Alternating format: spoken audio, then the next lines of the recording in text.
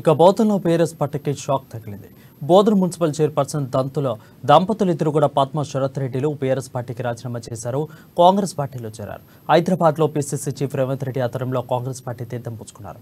వారితో పాటు పెద్ద ఎత్తున కౌన్సిలర్లు, సర్పంచ్లు కాంగ్రెస్ పార్టీలో చేరారు. నియోజకవర్గంలో ఎమ్మెల్యే షకీల్ అవినీతి ఆకడాలు భరించలేక బీఆర్ఎస్ పార్టీని వీడామని చెప్తున్న పద్మ శరత్ రెడ్డితో మా ప్రతినిధి రాజు ఫేస్ టు ఫేస్. బీఆర్ఎస్ కి భారీ షాక్ తగిలింది. కొద్దిసేపటి క్రితమే బోధన్ మున్సిపల్ చైర్మన్ పద్మ శరత్ రెడ్డి గారు రేవంత్ రెడ్డి సమక్షంలో కాంగ్రెస్ పార్టీలో చేరడం జరిగింది. సో దీనికి సంబంధించి వాళ్ళతో మాట్లాడే ప్రయత్నం చేద్దాం. అసలు ఒకసారి వాళ్ళు ఎందుకు చేరడం జరిగింది, పార్టీలో బీఆర్ఎస్ పార్టీ నుంచి బయటికి రావడానికి గల కారణాలు ఒకసారి అడిగే ప్రయత్నం చేద్దాం.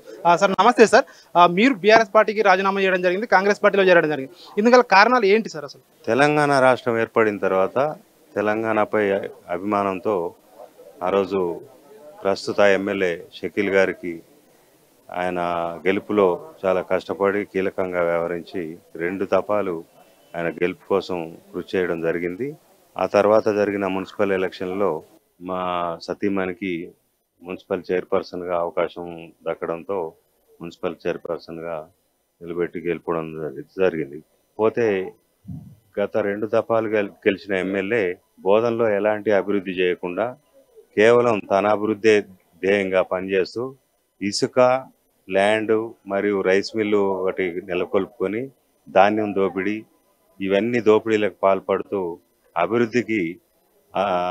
అభివృద్ధి అనేది బోధనలో చూపించకుండా మా పక్కనున్న బాన్సువాడ నియోజకవర్గంలో చూస్తే దాదాపు 12,000 డబుల్ బెడ్రూమ్ ఇల్లు ఇచ్చి గృహప్రవేశాలు చేసిన ఇల్లు కనిపిస్తూ ఉన్నాయి.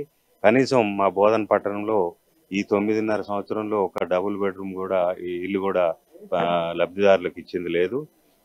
అలాగే మున్సిపాలిటీలో కూడా గత 3.5 సంవత్సరాల నుంచి ₹1 ఎలాంటి ప్రత్యేక నిధులు తీసుకొచ్చిన దాఖలాలు లేవు.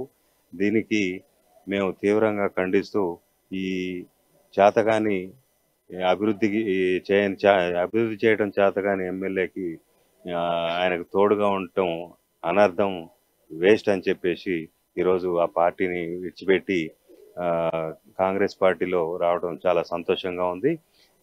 ఇంకొకటి ఏంటంటే, తాను అభివృద్ధి చేయకపోగా ఎవరైనా అభివృద్ధి గురించి ప్రశ్నిస్తే అభివృద్ధి మీద ప్రశ్నించిన వారిపై అనేక కేసులు పెట్టి బెదిరించిన దాఖలాలు చాలా ఉన్నాయి. దాంట్లో నేను కూడా ఒక బాధితుడినే.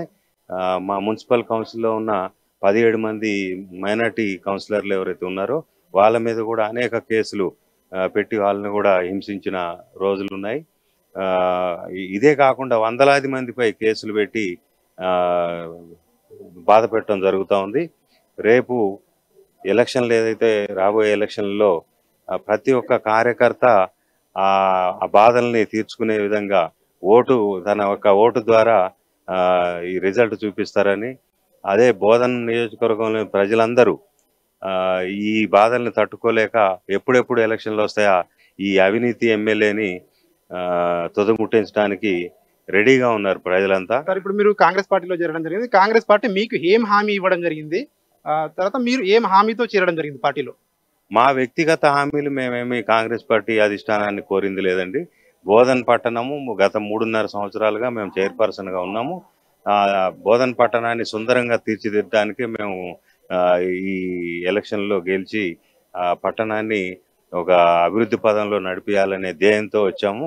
ఈ 3.5 ఏళ్లుగా ప్రస్తుత ఎమ్మెల్యే ₹1 కూడా నిధులు తీసుకొచ్చింది లేదు. మాకు ఈ రాబోయే ఎలక్షన్లో కాంగ్రెస్ పార్టీ అభ్యర్థిని గెలిపించుకుంటే ఈ అభివృద్ధి చేసుకోవచ్చు అనే ఒక ముఖ్య ఉద్దేశంతోనే ఈ పార్టీలో చేరడం జరిగింది. సార్ ఫైనల్ గా చెప్పండి, ఇప్పుడు మేనిఫెస్టోని బీఆర్ఎస్ పార్టీ రిలీజ్ చేయడం జరిగింది.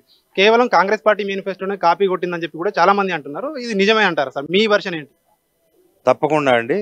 ఏదైతే కాంగ్రెస్ పార్టీ 6 పథకాలు ప్రవేశపెట్టిందో వాటినే కొద్దిగా మార్పులు చేర్పులు చేసి వాటిని కాపీ కొట్టి, అలాగే ఆంధ్రాలో ఏదైతే పెన్షన్ సంవత్సరం కింద పెంచుకుంటూ పోతున్నాడో నిన్న కేసీఆర్ గారే చెప్పడం జరిగింది.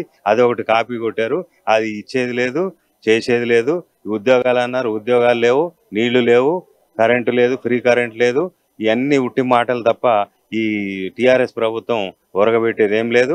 డబుల్ బెడ్రూమ్ పేర్లు చెప్పి అది ఇది చెప్పి చేస్తామని చెప్పడం తప్పితే ఒక్క అభివృద్ధి కూడా చేసింది లేదు. ఇప్పుడు మనం చైర్పర్సన్ తో మాట్లాడే ప్రయత్నం చేద్దాం. మేడం మీరు చెప్పండి, ఒక మహిళకు అవకాశం కల్పించామని చెప్పి కూడా బీఆర్ఎస్ పార్టీ చెప్తా ఉంది. అయినప్పటికీ పార్టీని వదిలిపెట్టి వెళ్ళారని చెప్పి కూడా ఆ పార్టీ నేతలు అంటా ఉన్నారని చెప్పి కూడా వార్తలు వస్తున్నాయి. దీనిపై ఏమంటారు మేడం? ఈ రిజర్వేషన్ కారణంగా మహిళగా నాకు ఈ అవకాశం రావడం జరిగింది. నా భర్త శరత్ రెడ్డి గారు 10 సంవత్సరాల నుంచి కూడా ఈ టిఆర్ఎస్ పార్టీ కోసం ఎంతో కృషి చేశాడు. కానీ ఇప్పుడు ఉన్న ఎమ్మెల్యే అన్ని రకాలుగా అవినీతిమయమైన ఎమ్మెల్యే గారు ఆయన ఎంతసేపటికి ఆయన స్వార్థం కోసమే తప్పించి ఇతరుల కోసం పనిచేయడు. ఆయన ఒక మహిళ అని కూడా గౌరవం లేకుండా ఎన్నో రకాలుగా ఎన్నో చోట్ల నన్ను అవమానించడం జరిగింది. దానికి నేను చాలా అంటే చాలా బాధపడతా ఉన్నాను. ఎందుకంటే వాళ్ళ భార్యని ఒక ప్రోటోకాల్ అనేది పాటించకుండా వారి మిసెస్ ని తీసుకొచ్చి అఫీషియల్ ప్రోగ్రామ్స్ లో కూడా ఒక ప్రోటోకాల్ లేకుండా నన్ను ఎన్నో చోట్ల అవమానించడం జరిగింది. మేము ఈ విషయాన్ని అధిష్టానం దృష్టికి కూడా తీసుకెళ్ళినా కూడా వాళ్ళు సరి అయిన స్పందన ఇవ్వకపోవడం మాకు చాలా బాధాకరమేసింది.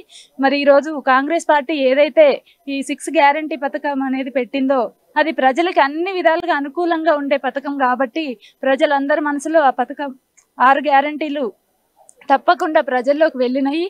ప్రజలందరూ కూడా మరి ఇప్పుడు మన బోధన్ నియోజకవర్గానికి కాంగ్రెస్ పార్టీ అధిష్టానం ఎవరినైతే మన సుదర్శన్ రెడ్డి గారిని నియమించారో మరి వారు మచ్చలేని మనిషి.